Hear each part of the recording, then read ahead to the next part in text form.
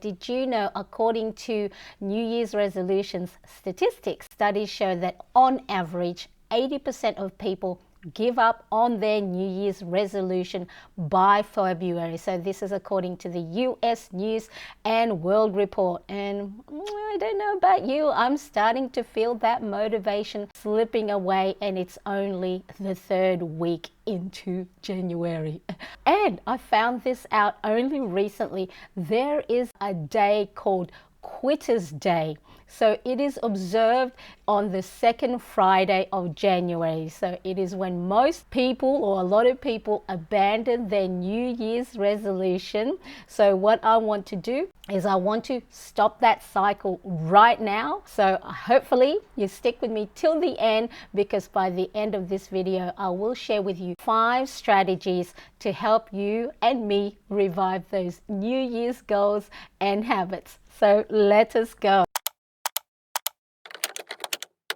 Here are some eye-opening statistics. According to the US News and World Report, by February, 80% of people have already failed their New Year's resolution. And it gets even more surprising. Forbes recently reported that only 9% of people actually see success with their resolution. So think about that, less than 1 in 10. Why is this a common struggle? Well, it often comes down to 3 major reasons. We set unachievable goals. So we set resolutions that are too big or too unrealistic. So for example, deciding to go from no working out to hitting the gym every single day. Okay, it's going to be too overwhelming, and we are going to set ourselves up for failure even before we begin.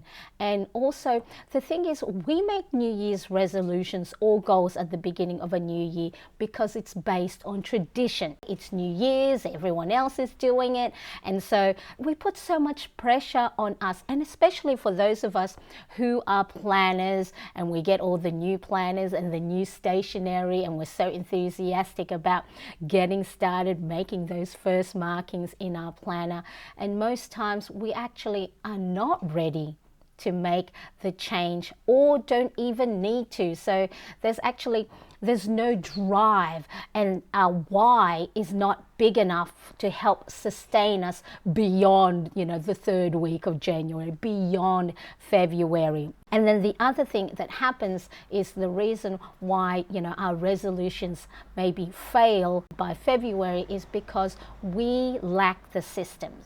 So we focus on what we want to achieve, but we don't actually spend enough time on how we're going to achieve these goals. We have no system in place to help break our goals into smaller, actionable steps. So then, of course, what happens? We lose track of our progress. And then the other reason why New Year's resolutions often fail is because we rely too much on motivation. So at the start of the year, we're ready, new year, new me, we're fired up and we're ready to conquer the world. I'm going to get skinny.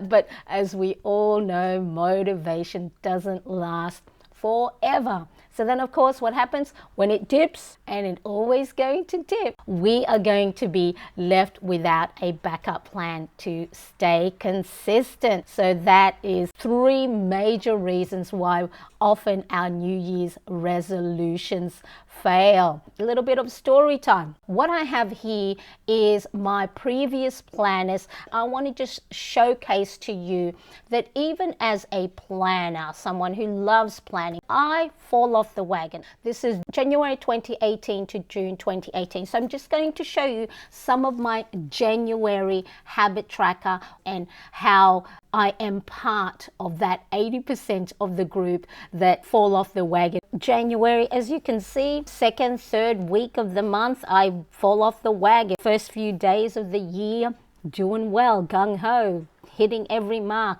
And then, of course, by the end of January, do not action my habits and routines or the goals I have set for myself. This is January 2019, the next year. Oh no, what happened here? Drink water, meditate, drink tea, journal, read, exercise. Oh, I did well first 3 days of January. And as you can see, right, didn't do as well. And it's okay, because I want you to see real life situations, that it's not always filled in habit trackers and filled in planners, but it's okay, because day in, day out, week in, week out, month in, month out, year in, year out, I keep trying to figure out, and I'm going to show you systems. If and when you do fall off your habits and routines and goals, we are able to pick it back up again. We're not going to give up on the goals that we have deemed is important to us, that matter to us, that's going to help us down the track, whether with our mental well-being, our physical well-being, our emotional, connecting with our loved ones, moving up into our career goals or financial well-being. So we may give up on New Year's resolutions, but we are not going to give up on our goals. And today I'm going to show you 5 tips on how to make sure we revive, we stay on track, or get back on track on doing that. So let's quickly have a look at where we are at 2025. Second week of January, my habit tracker start to feel empty. But that's okay, because I know I'm going to find a way to help me get back on track. Here's the thing, it's not just about New Year's. This happens with all the different goals that I set at the start of most weeks, the start of most months, and I've realized over time there are 2 big reasons that why this happens for me in particular. Because sometimes I make goals that I don't genuinely need. You know, maybe I want to start reading because I see others going, oh, I want to read 100 books in 2025. I want to read 1 book a month. And I went, oh, okay, well, if everybody else is doing that, I might do that as well. I set goals just because it either sounds good or because it feels like it's something that I should do. But when there is no need, there's no true need for the change, what happens is the goal may not be aligned with something that you care about at the moment or is not important to you at the moment. So then, of course, what's going to happen is I find it harder to stick with. And then the second reason why I know I sometimes don't do as well with the habits and goals I've set for myself is I rely too much on motivation. I'm just feeling so pumped with the new goals right now. I've got this, you've got this, Marianne. But then motivation is just the same as a sugar rush. It feels great at the beginning, but then it fades. And then, of course, once it's gone, if I don't have systems to help me keep back on track or to course correct, then what happens is there is nothing to help me go forward, because then I'm at a loss. So we need systems to help us for when we do not have the motivation to get up. So let me know if this sounds familiar to you as well. And if it does, I totally get it. But you know what I do? I keep trying. I don't give up. Or I may just put it aside. It may be something that's not as important. Here's the good news. I've learned and learning some really effective ways to avoid falling into this trap. How to set goals that actually matter to you, how to stick with them even when motivation fades, and how to build systems that set you up for success. So let us dive in. Here's the first tip. Start small. Let's just start small. One of the biggest reasons a lot of us give up on our goals is because we try to do too much all at once. I don't know about you. I love lists. I want to eat healthier. I want to work out every day. I want to read more. I want to journal every night. Then what happens? You're going to feel overwhelmed. What if we focus on only 1 or maybe 2 habits at a time? And that's it. That doesn't mean that's the only thing you do. That's the main focus, or that's the main priority. Here's why it works by starting small. Because it's easier to manage and you're more likely to stick with it. And by sticking to 1 to 2 habits or 2 goals at a time, and you are hitting those marks, The small wins, what happens? They start to build the momentum. You feel great. Oh my God, I'm ticking or I'm dotting another thing on my planner. Here's an example. So instead of saying I'm going to work out for an hour every day, start with 10 minutes. Another thing is, if you want to journal in the morning or in the evening before bed, start by writing one sentence a day. Start small. The key is to make it so small it's easy to do. And then when you start small, it's easier to stay consistent. And that's what's going to help create the changes. Next, time block. If you don't schedule time for your habits, how are you going to know when to do it? If you don't schedule time for your habits, life is going to get in the way. How many times have you told yourself, I'll do it later, I'll do it in the morning, I'll do it in the evening, only for that later never to come? And that's why time blocking is so powerful. Time blocking simply means dedicating a specific time in your day to your habit. When it's on your schedule, it's going to be harder to ignore and you're more likely to follow it. You need to put the importance on the things for you, the things that you said matter to you. So if it's not on your schedule, all it's saying is, it's okay if we don't get to do this because I haven't set time for it. We need to write it down.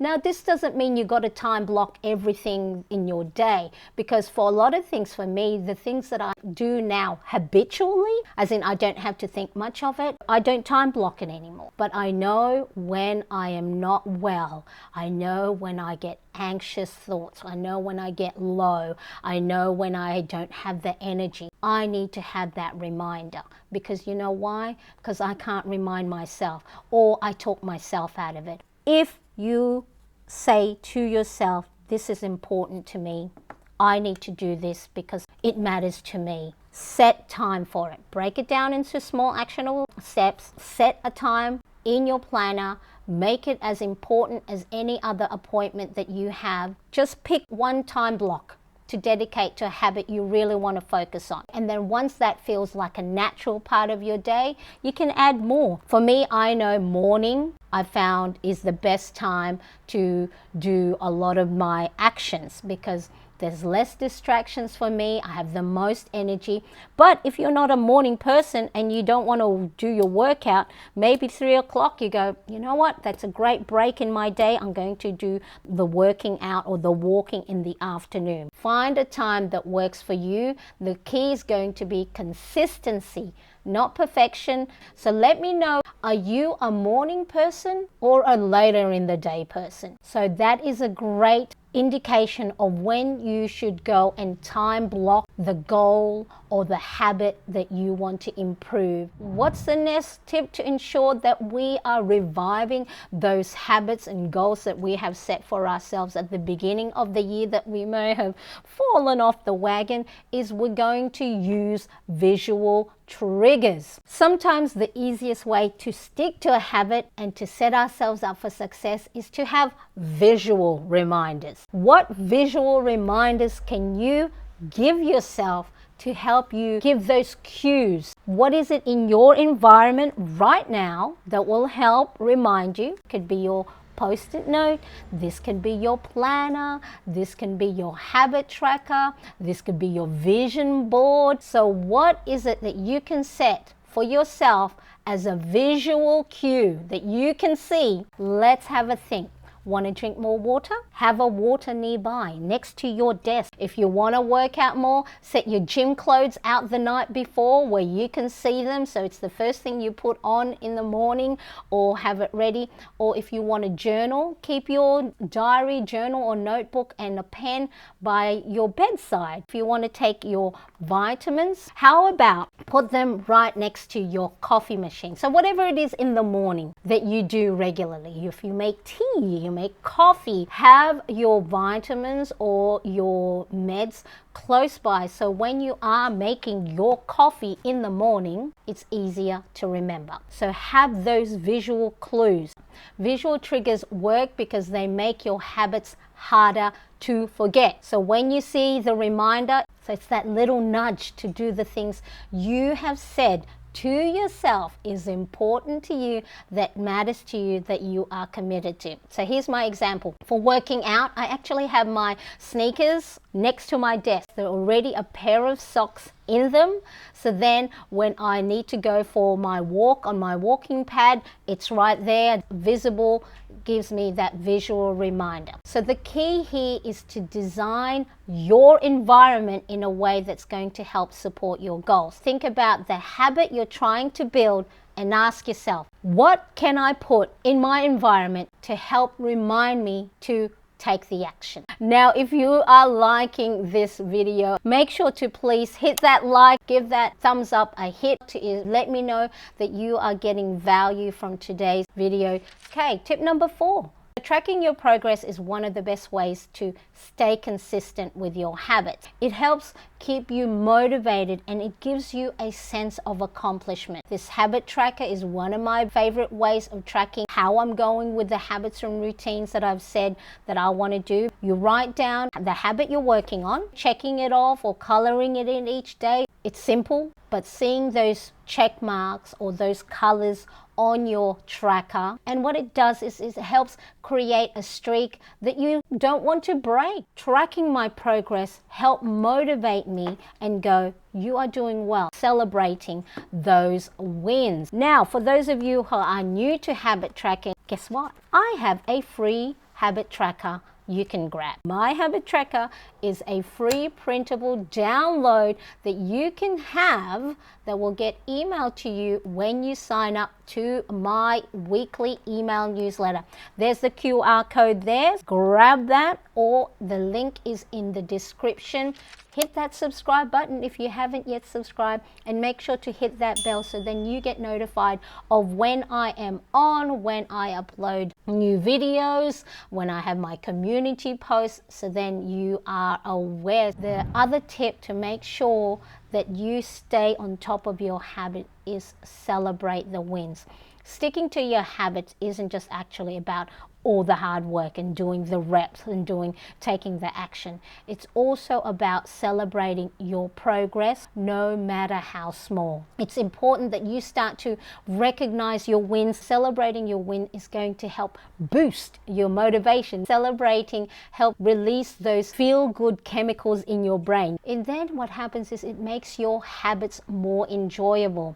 It also reinforces that positive behavior. Those positive reinforcement is going to help you repeat it more likely than not. Now, you don't need to plan anything elaborate when it comes to celebrating your wins. Your rewards can be very, very simple. If you finished a week of working out, maybe treat yourself to a nice movie or a favorite TV show of yours. If you have been doing your journaling, like you said, I want to journal more, I want to use my planner more often, maybe you can grab yourself a new pen or a new cute sticker for your planner. If you've hit a milestone like maybe 30 days of tracking a habit, celebrate yourself and celebrate the win with a little small gift, or go and take yourself out for a nice little window shop. The key is make sure the reward, of course, aligns with your goals. You're rewarding the progress, and you're not going to be undoing all that good work you've done. For example, if your habit is eating healthier, maybe reward yourself with a nice smoothie or a new recipe book. Do that instead of maybe having a cheat day. So here's what I'm going to do for my reward of wanting to work out more. If I stick to my goal for the next 30 days, if I reach 60% of my workout goals, the reward I'm going to give myself is maybe get myself a new pair of leggings or a new active wear top. So then that's aligned with the goals. This hopefully is going to keep me excited and give me something to look forward to. What I want you to do is I want you to create a list of the type of reward that you might give yourself for achieving your goals, and make it fun, make it colorful, use stickers, pop it on your wall, pop it in your planner. So what do you think? Are these 5 easy tips that you can implement right now to help maybe revive those habits and goals that we created at the end of last year or the beginning of this year, and then maybe we have fallen off the wagon and we haven't been actioning the goals and habits and routines that we have set for ourselves. Now, if you are still deciding on what goal you achieve, if you haven't yet written down what top priority or what top goal you want to achieve this month, this year, you can check out Create Balance and Achieve Your Goal. I'll have that in the description. Remember, put you on top of the list.